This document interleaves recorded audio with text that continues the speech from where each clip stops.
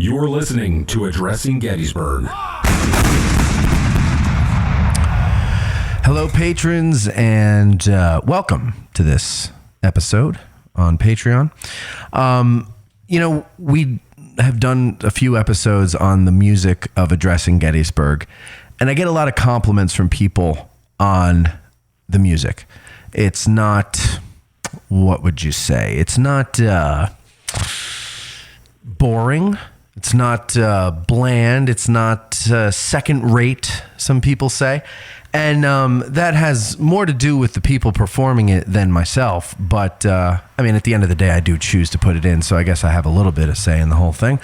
And that's what people like. So what we're going to do today is we're going to talk about another facet. So in the previous Music of Addressing Gettysburg episodes that we've done, we talked about the stringed music that I recorded or people recorded for me. This is a little different because now we're getting into the territory of music that I'm stealing for all intents and purposes, and of course with permission. And today we're going to talk about the Federal City Brass Band. Jari Villanueva is the director, right, Jari? That's correct. Yes, you're the director of the Federal City Brass Band, and he was kind enough, not knowing who I am, just cold emailed him and asked him if I could use his music, and he was kind enough to send me the CDs, and I started putting that in.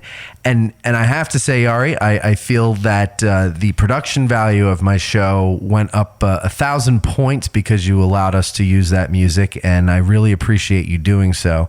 So anything I can do to promote you to my listeners is okay with me. So welcome to the show, and thank you for agreeing to do this. Well, thank you so much for having me. And the Federal City Brass Band has a great affiliation with the town of Gettysburg. We have been up every year for the Remembrance Day Parade in November for the past 15, 16 years. And we've performed around Gettysburg. We've performed on the battlefield.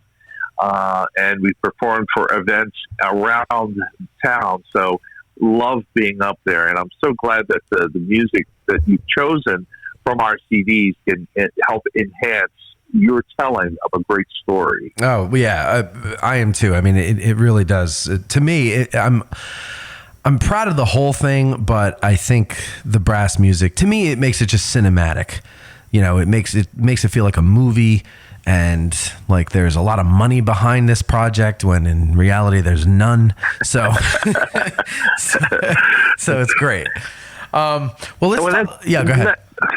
I was going to say that's fine. And that's one of the things that the Federal City Brass Band, is attempting to do is to get people to understand what this music, sounded like. Mm-hmm. We like to say with our band, come and listen to what history sounds like. Right. And do you use like period instruments? We use period instruments, playing music from the era, from the band books that existed back during that time.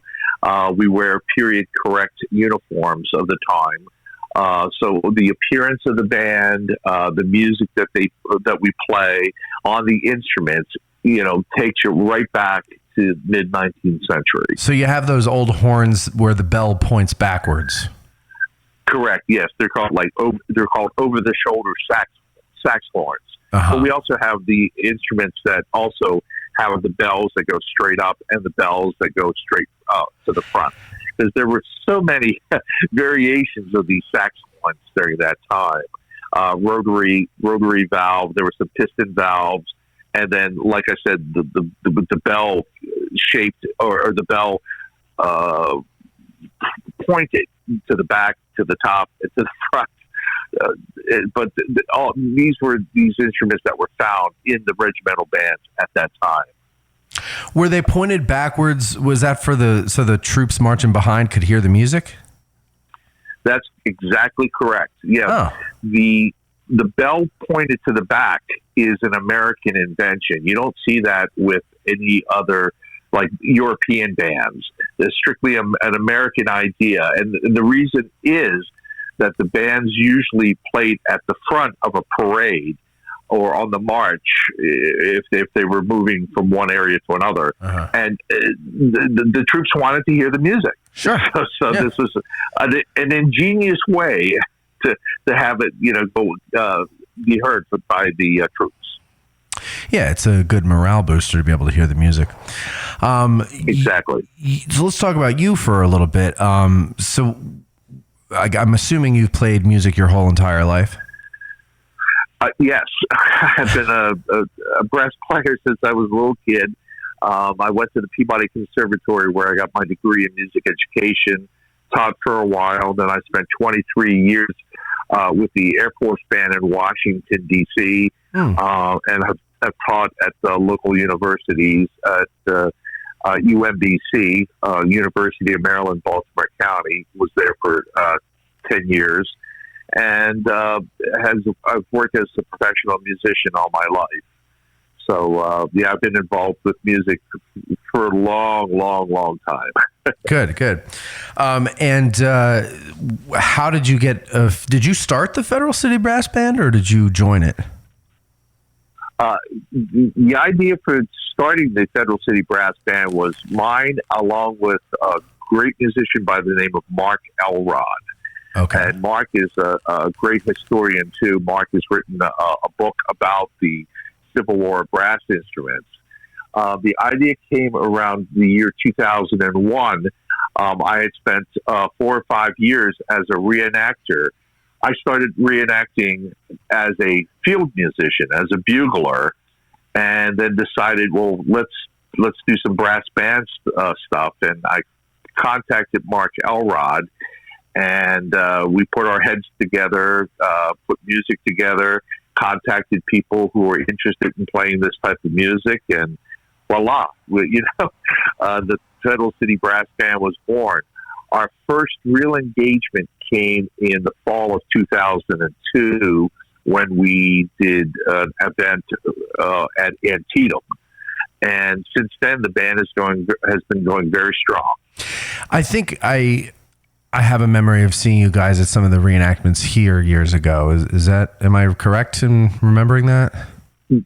That is correct. That's one of the things that the Federal City Brass Band has done, where we've actually gone to events and actually camped out with the troops and spent the weekend doing what a band does. Yeah. Playing for ceremonies, playing in the evening concerts, and playing for the enjoyment and esprit de corps, providing esprit de corps for the men during the weekend. It really gives us a great insight into what those musicians did during the Civil War. Yeah. Now, did musicians kind of also double as stretcher bearers when the battle was on? Is that how that worked? Yes. And it's important to point out there are two types of musicians, or two types of music, during the Civil War. Well, in reality, there was three, and you talked about one of the kinds earlier on when you were talking about the fiddle music and the folk music that you've used. That was one type of music, but in the military during the Civil War, there were two types of music. There was the field music, and that was the music that was performed by fifers and drummers and buglers. Mm-hmm. Those are the musicians who played the calls that were necessary to move the troops around on the battlefield and in garrison. And then there was the brass bands that provided that little touch of home, that music, to play for the troops. And the brass bands were part of the regiments. Every regiment that was formed brought along their town band at the beginning of the war. But not only did they, work as musicians, playing for the ceremonies, playing for church services, playing for funerals, even playing for executions. They also, when the battle started, they assumed extra duties, and one of them was stretcher bearers, and also as assistants in hospitals. Okay. So like here at Gettysburg, now that I'm thinking about it, I'm just going through my brain, seeing if I've heard any stories, at least in the Union Army, of bands playing. I know I've heard of some in the Confederate Army, but would they have been playing like at night or?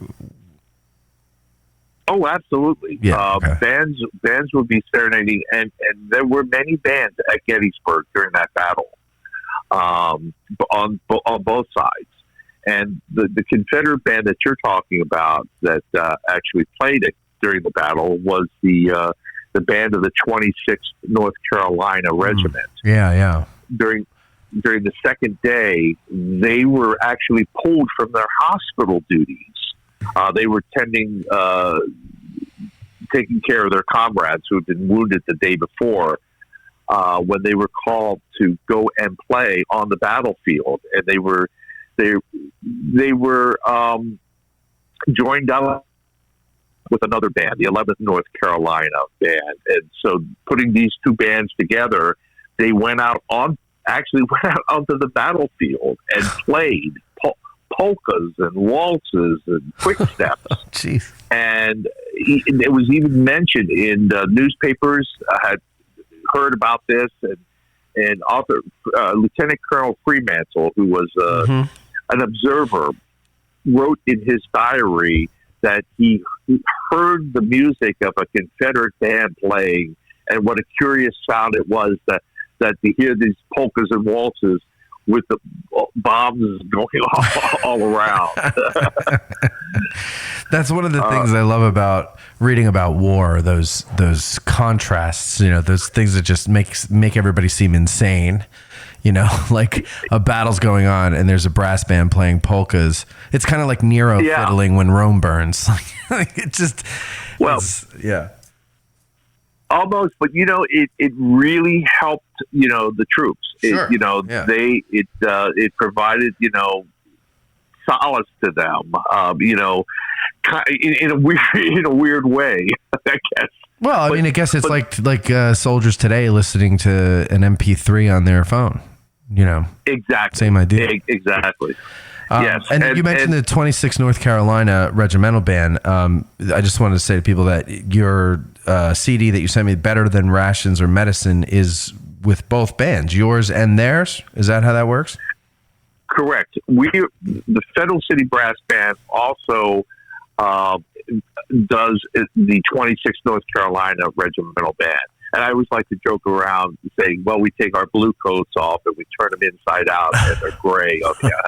But in reality, we have a whole different set of uniforms. And we've researched that band, and we do programs that are specifically about the history of that one band, from their joining up in April of 1862 with the 26th, all the way to the end of the war near Appomattox, when they were captured by Union troops and sent to a prisoner of war camp.